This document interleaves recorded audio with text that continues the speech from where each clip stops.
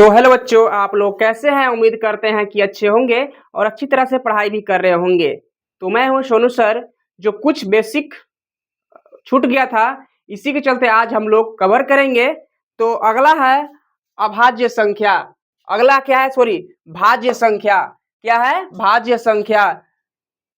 Composites number. Composites number याद रखिएगा, जिनका गुणनखंड 3 या 3 से अधिक हो उसे अभाज्य गुणनखंड कहते हैं। याद रखिएगा, जिनका गुणनखंड 3 या 3 से अधिक हो उसे हम अभाज्य संख्या भाज्य संख्या कहते हैं। याद रखिएगा कि कॉम्पोजिट्स नंबर जिनका गुणनखंड करने पर 3 या 3 से अधिक हो उसे हम भाज्य संख्या कहते हैं। याद रखिएगा, जैसे में हम लोग बोल दिए 4। याद रखिएगा, 4 1 से भी कटता है, 2 से भी कटता है और अपना स्वयं से 4 से भी कटता है। इसका गुणनखंड 3 है। याद रखिएगा। और 6 का गुणनखंड देखिए 1 है, 2 है, 3 भी है और 4 भी है। इसका गुणनखंड 4 है। हम बोले हैं कि 3 या 3 से अधिक गुणनखंड हो उसको कहते हैं भाज्य संख्या। याद रखिएगा आप लोग। तो उम्मीद करते हैं कि आप लोग अच्छी तरह समझ रहे होंगे। तो याद रखिएगा, सबसे छोटी भाज्य संख्या कोई पूछे, सबसे छोटी भाज्य संख्या तो 4 होता है। उम्मीद करते हैं कि अच्छी तरह से इसका समझ गए होंगे।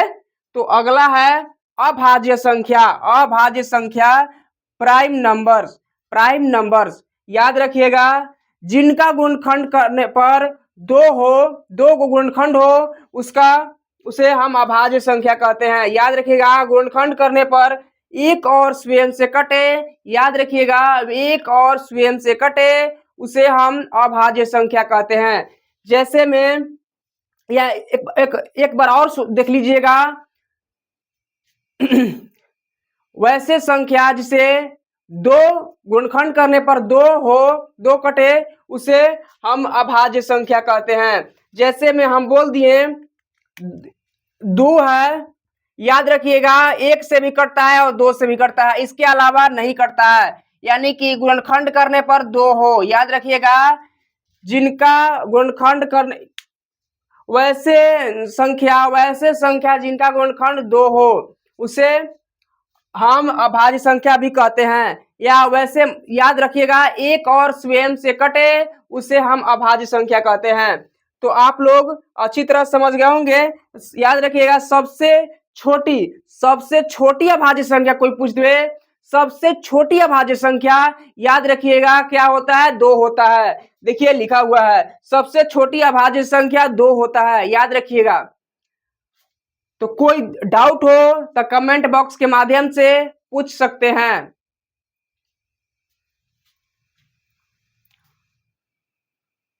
तो उम्मीद करते हैं कि आप लोग समझ गए होंगे।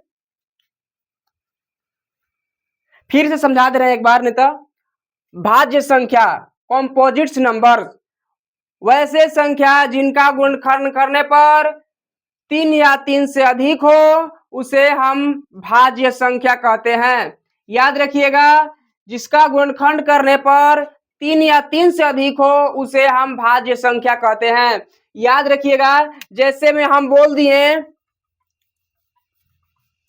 4, या 1 से भी कटता है, 2 से भी कटता है, 4 से भी कटता है, इसका गुणनखंड 3 है। और उसी तरह 6 से एक बार देख लीजिए, 6 का 1 से भी कटता है, 2 से भी, 3 से भी, 6 से भी। याद रखिएगा, इसका गुणनखंड 4 है। इसका गुणनखंड 4 है। याद रखिएगा कि 3 या 3 से अधिक गुणनखंड हो उसे हम भाज्य संख्या कहते हैं। उम्मीद करते हैं कि आप लोग अच्छी तरह से इसका समझ गए होंगे। और सबसे छोटी भाज्य संख्या 4 होता है। सबसे छोटी भाज्य संख्या 4 होता है। अभाज्य संख्या प्राइम नंबर गुणनखंड करने पर 2 हो, याद रखिएगा, गुणनखंड 2 हो उसे हम अभाज्य संख्या कहते हैं। या एक और स्वयं से कटे, याद रखिएगा, एक और स्वयं से कटे उसे हम अभाज्य संख्या कहते हैं। या ऐसे याद कीजिएगा, जिसका गुणनखंड करने पर 2 हो उसे हम अभाज्य संख्या कहते हैं। देखिए, जैसे में हम 2 लिख दिए, 1 से भी कटता है और 2 से भी कटता है। याद रखिएगा, 1 से भी कटता है और 2 से भी कटता है और किसी से नहीं कटता है, तो 2 हो गया। तो याद रखिएगा, 2 गुणनखंड करने पर 2 हो, 2 कटे। और सबसे छोटी अभाज्य संख्या 2 होता है। सबसे छोटी अभाज्य संख्या 2 होता है, याद रखिएगा। बेसिक से स्टार्ट हुआ है। तो उम्मीद करते हैं कि आप लोग अच्छी तरह समझ गए होंगे। तो अगला देखिए,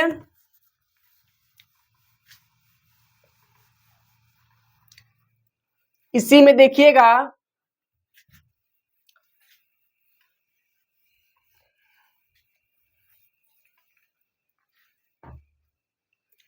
देखिएगा, एक ना तो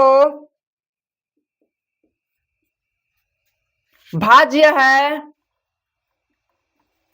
और ना ही अभाज्य।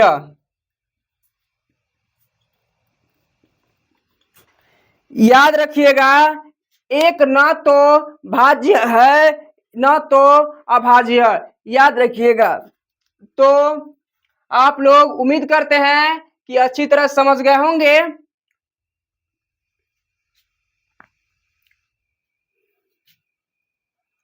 कोई भी डाउट हो तो कमेंट बॉक्स के माध्यम से पूछ सकते हैं। और अगला इसका है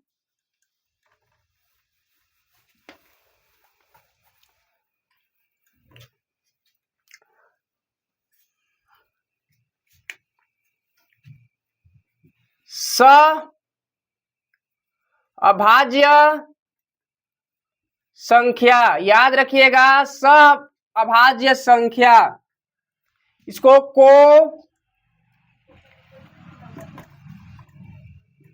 को प्राइम नंबर्स। याद रखिएगा, आप लोग जिनका जोड़ा में HCF 1 हो उसे हम सअभाज्य संख्या कहते हैं। याद रखिएगा, जिनका HCF, जिनका जो संख्या जोड़ा में हो और HCF 1 हो, याद रखिएगा, वैसे